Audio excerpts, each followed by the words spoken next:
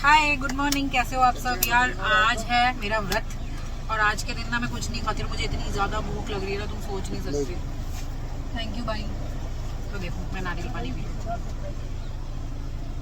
मतलब कुछ नहीं खा सकते, खाना नहीं खा सकते, फ्रूट्स खाओ। ये बड़ा कम पानी था, ये अमित से पानी नहीं पिया जा रहा था, ये भी मैंने ले लिया। अच्छा मुझे पता चला जिसमें पक जाता है ना ये, उसमें पानी कम होता है। हाँ। ये कच्चा है, इसमें बहुत सारा पानी है।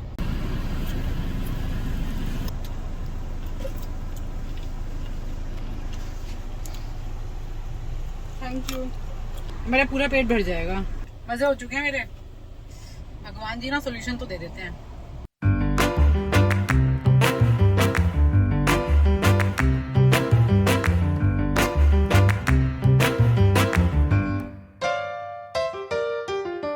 अच्छा, मैंने आपको थोड़ा सा वो ओवरव्यू दिया था जिसमें मैंने आपको समझाया था एलपीजी बिज़नेस का, अपना ऑफिस और गोडाउन का मैंने आपको टूर भी कराया था, आपको दिखा के लाई थी मैं किस तरीके का सेटअप करना पड़ता है। उसमें से कुछ लोगों को कुछ डाउट्स हैं, तो आज उनके ऊपर क्लैरिटी के लिए वीडियो बना रहे हैं हम कि एलपीजी बिज़नेस में एग्जैक्टली आपका कितना पैसा लगता है, क्या हमारा प्रॉफिट मार्जिन है, कितने हमारे खर्चे होते हैं इस काम में।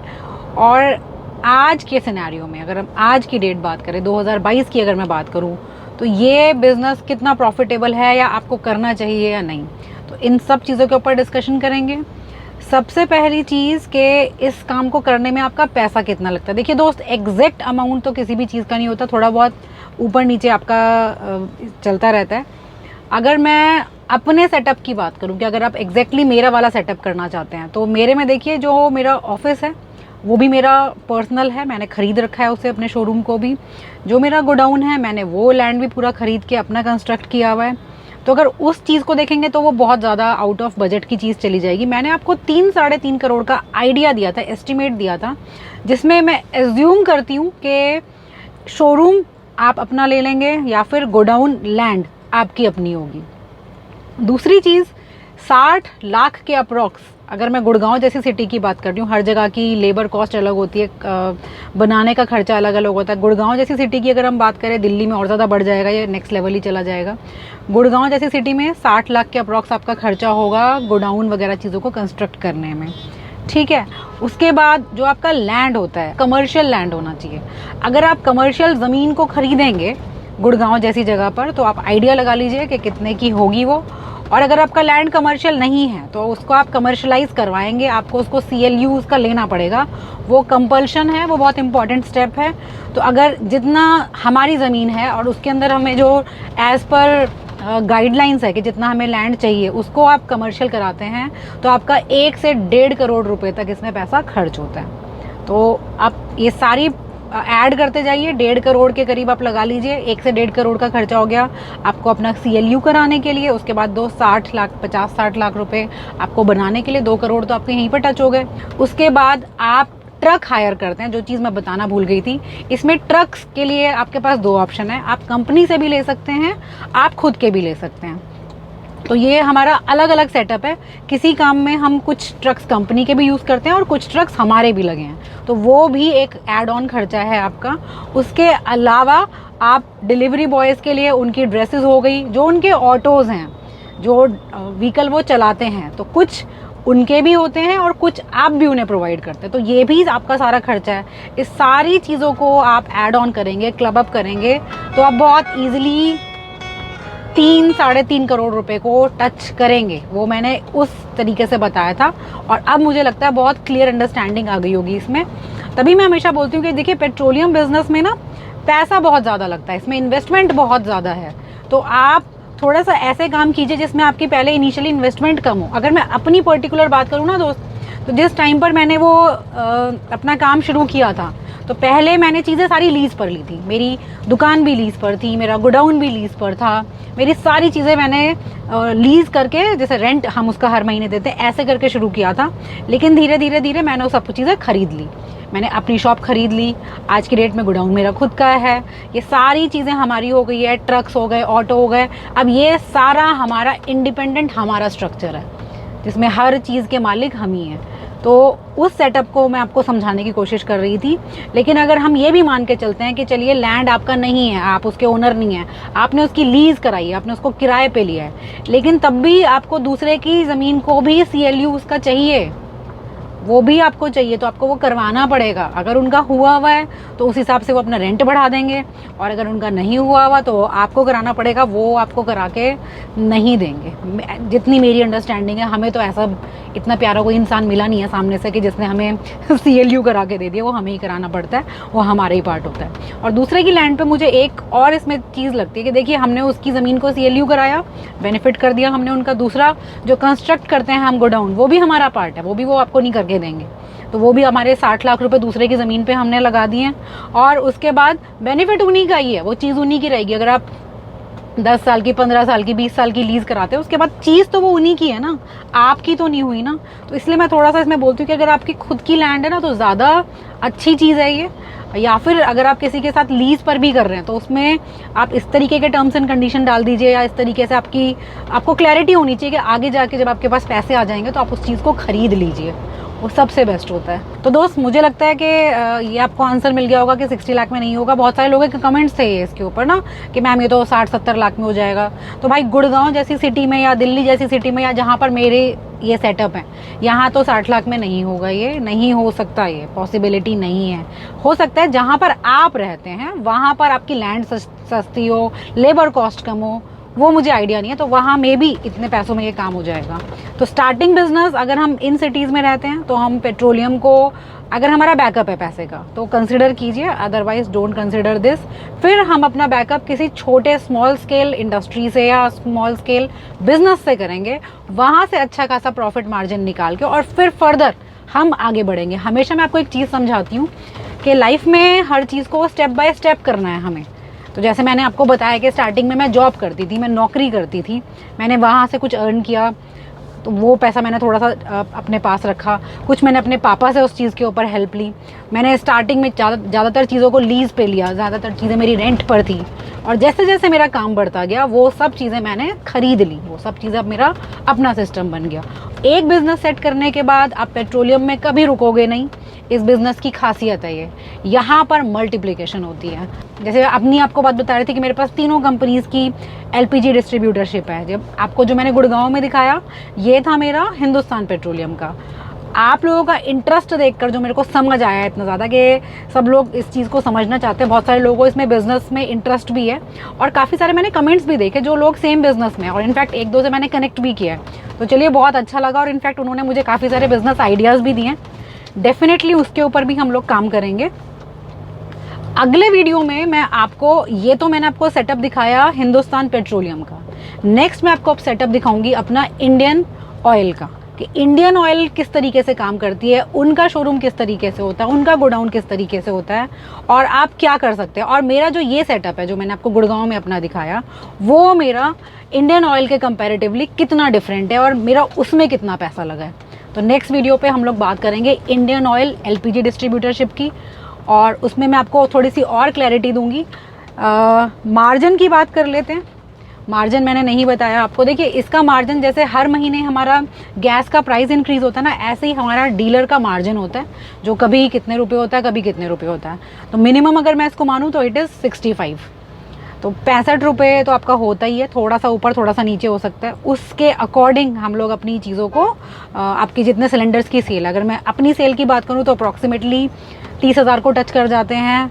दूसरी एजेंसी की बात करें तो वो थोड़ा सा वैसा एरिया जहाँ पे रूरल थोड़ा ज़्यादा है, अर्बन थोड़ा सा कम है, वहाँ पर 35,000 के करीब हम लोग सेल को टच कर जाते हैं। दिल्ली की अगर मैं बात करूँ, वो भी मैं आपको दिखाऊंगी, भारत पेट्रोलियम का भी सेटअप आपको दिखाऊंगी, वहाँ पर भी हमारा 25 से 30,000 का सेल है पर मंथ। तो उसमें जो आपका कमीशन है, जो मैंने आपको बताया कि 65 रुपये, कभी 66 हो जाते हैं, कभी 67 भी होते हैं, कभी 64 भी होते हैं, तो ये आपका जो कमीशन है, इसको आप सीधा मल्टीप्लाई कर दीजिए अपने नंबर ऑफ सिलेंडर सेल से। तो दोस्त, ये मैंने आपको बताया कि जब आप LPG प्लांट को सेटअप करेंगे तो आपका कितना खर्चा होता है और किन किन चीज़ों पे होता है। उसके बाद मैंने आपको बताया कि हमारा कमीशन कितना होता है, वो आपको क्लैरिटी आ गई होगी कि हर महीने गैस के प्राइस चेंज होते रहते हैं, तो उसके अकॉर्डिंग ही आपका कमीशन भी फ्लक्चुएट करता रहता है। तीसरी चीज़ के ऊपर बात करेंगे हम कि इसके बाद जब आपका एलपीजी सेटअप हो गया, आपकी गैस एजेंसी बन चुकी है, उसके बाद आपके खर्चे क्या क्या है, एक्सपेंस क्या क्या है इसमें। तो देखिए इसमें सबसे मोटा एक्सपेंस तो आपकी सैलरी है कि आप डिलीवरी बॉयज़ हो गए, उनको आप तनख्वाह देते हैं, पर सिलेंडर उनका एक मार्जिन होता है, उतनी सैलरी आपको मिनिमम देनी है, लेकिन वो बहुत ज़्यादा कम होती है तो आप थोड़ा सा उसको इंक्रीज़ ही करके देते हैं। उसके बाद आप उनका आप पीपीएफ वगैरह में उनके साथ इन्वॉल्व होते हैं, आप उनको हर महीने कुछ फैसिलिटीज़ प्रोवाइड करते हैं, किसी ना किसी स्कीम में आप उनको एंगेज करते हैं ताकि उनको मेडिकल फैसिलिटीज़ मिले, ये सब पैसा भी आप ही देंगे उनको। आपका जो ऑफिस स्टाफ है उसकी सैलरी अलग हो गई, उनको आप अलग से पैसे देते हैं, उनके लिए भी फैसिलिटीज़ होती हैं। गोडाउन स्टाफ के लिए भी अलग से आप सैलरी देंगे, उनको भी फैसिलिटीज़ देंगे। ये सब तो हो गया कि आप कितनी सैलरी देते हैं। आपका अगर गोडाउन और ऑफिस आपने लीज़ पे ले रखा है, आप उसका रेंट जोड़ लीजिए, वो आपकी एक ऐड ऑन आपका खर्चा हो जाएगा। और उसके अलावा जो हमारे डोमेस्टिक सिलेंडर होते हैं 14.2 kg के, उसके पैसे तो आपको साथ के साथ मिल जाते हैं। आपने सिलेंडर डिलीवर किया, आपको साथ के साथ उसके पैसे मिल गए। साथ में ही आपको कमर्शियल सिलेंडर भी सेल करना पड़ेगा, वो भी आपको करना पड़ता है। वो आप खुशी से करेंगे तो अच्छी बात है, अदरवाइज़ कंपनी भी आपको सिलेंडर्स भेजती है कि कमर्शियल सिलेंडर की मार्केट भी आपको बनानी पड़ेगी। जैसे मैं अपनी बात करूं तो जैसे मेरे पास डोमिनोज़ हो गया, पिज़्ज़ा हट हो गया, हल्दीराम हो गया, कुछ बड़े बड़े वेंडर्स होते हैं जिनको हम लोग अपने साथ इंगेज करके रखते हैं, जिनके पास हमारे सिलेंडर्स जाते हैं commercial cylinder. Obviously commercial cylinder का मार्जिन, प्रॉफिट मार्जिन बहुत ज़्यादा होता है एज़ कम्पेयर टू नॉर्मल। ये 200 रुपये से स्टार्ट होता है आपका और 400 रुपये तक चला जाता है। इसमें भी अच्छे खासी आपका प्रॉफिट, मैं बोलूँगी बहुत प्रॉफिटेबल बिजनेस है ये। लेकिन यहाँ पर एक जो चीज़ हमारी फंस जाती है वो होता है कि ये सिलेंडर्स आपको क्रेडिट के ऊपर देने पड़ते हैं। इनके पैसे आपको साथ के साथ हर जगह से नहीं मिलेंगे, हर जगह आपका क्रेडिट चलता है। कहीं पर 15 दिन में पेमेंट आती है, कहीं पर 1 महीने में पेमेंट आती है, कहीं पर 2 महीने में आती है। और जैसे कोविड का टाइम आया था पीछे, तो उसमें बहुत सारी, क्योंकि बहुत सारी कंपनीज़ में, इंडस्ट्रीज़ में भी सिलेंडर जाते हैं, सिर्फ ये 2-3 जो मैंने नाम लिए सिर्फ यहाँ नहीं, बहुत सारी जगहों पर जाते हैं, 3-4 हज़ार सिलेंडर की सेल कर देते हैं। तो जब वहाँ पर आपके सिलेंडर जाते हैं ना दोस्त, और कोविड जैसा टाइम आया जो अभी आपको बता रही थी, तो ये सब कंपनीज़ भाग जाती हैं, तो आपका फुल ऑन वो लॉस है। आपने चाहे उसे 50 लाख के सिलेंडर दिए थे, आपने 60 लाख के सिलेंडर दिए थे, वो पैसा आपका हो गया ज़ीरो। तो यहाँ पर एक रिस्क फैक्टर आता है। इनफैक्ट अगर हम आज के सिनेरियो में भी बात करें, बिल्कुल स्टेबल उसमें भी बात करें कि यार लोग सही पैसा कमा रहे हैं, लेकिन होता ना कि ख़राब लोगों की कमी नहीं है। बहुत सारी पार्टीज़ होती हैं, बहुत सारे लोग होते हैं जो आपका पैसा मार लेंगे। कमर्शियल में पैसा मरता बहुत है, ये एक चीज़ है। इसलिए मैं बहुत कम एडवाइस करती हूँ लोगों को कि जो आप पूछते हैं कि एनडी की गैस एजेंसी ले लें, तो मैं सिर्फ एनडी नहीं, क्योंकि सिर्फ एनडी में आपका पैसा हर टाइम अटका रहेगा, आपको बहुत कम रिटर्न उसमें मिलता है, तो आप सर्वाइव कैसे करेंगे। तो अगर आप 14.2 के साथ आपका काम है तो वहाँ पर आप पैसे का चेन बना रहता है, इनकम की चेन बनी रहती है, तो आप वो रिस्क ले पाते हैं। अगर मैं अपना बोलूँ तो मैंने कोविड के अंदर 70 to 80 लाख का लॉस लिया है, कि जिसमें वो कंपनीज भाग गई हैं, अपने आप को बैंकरप्ट डिक्लेयर कर दिया है, किसी ने कुछ कर दिया है। तो वहाँ पर आप उनसे कैसे पैसा कवर करोगे। आप, हमने उनके ऊपर केस किए हैं, कुछ किए हैं, वो क्लियर कट अपने आप को बैंकरप्ट डिक्लेयर कर देते हैं। तो वो कुछ चीज़ें आपको देखनी पड़ेगी। ये हर बिजनेस के साथ प्रॉस एंड कॉन्स होते हैं, इस चीज़ को समझिएगा आप।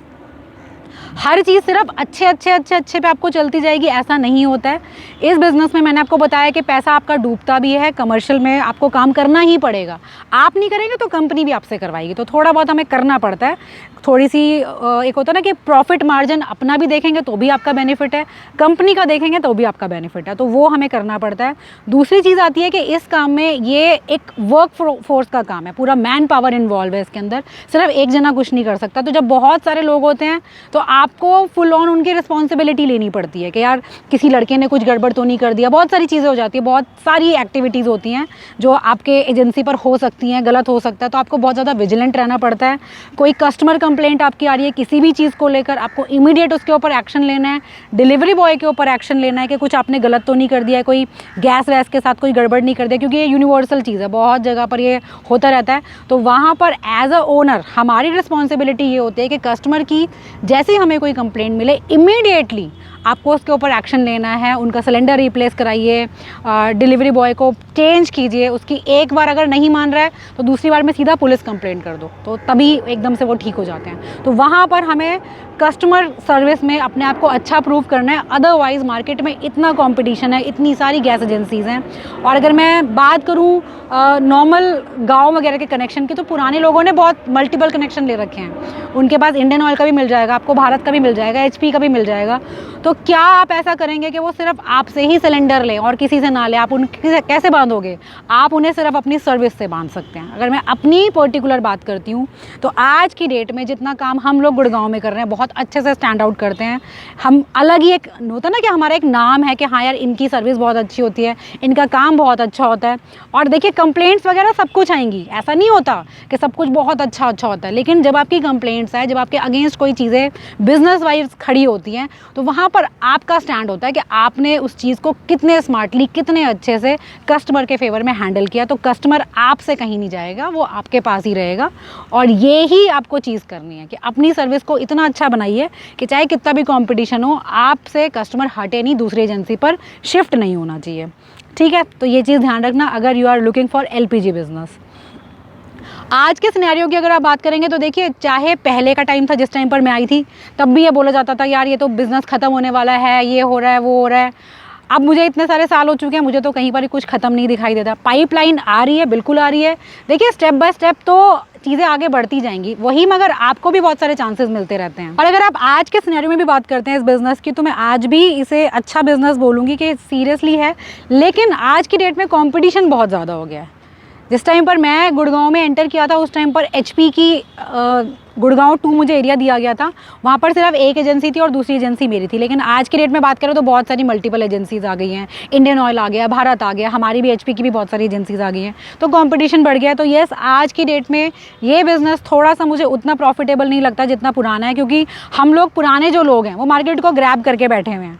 तो आपको उसमें देखना पड़ेगा कि आप एरिया कौन सा देख रहे हैं, वो सबसे मेन पैरामीटर होता है। जैसे पंप के लिए आपको हमेशा बताती हूँ कि लैंड बहुत इंपॉर्टेंट है, ऐसे ही सेम अगर आप LPG बिजनेस को देख रहे हैं तो आपको ये देखना पड़ेगा कि आपके एरिया में जहाँ पर आप एजेंसी अप्लाई कर रहे हैं, वहाँ पर कितनी एग्जिस्टिंग एजेंसी और कितनी कस्टमर होल्डिंग है उनकी, और वो क्या सर्विस देती है। अगर बेकार सर्विस देती है तो आपके मज़े होने वाले लोग आपके पास शिफ्ट हो जाएंगे।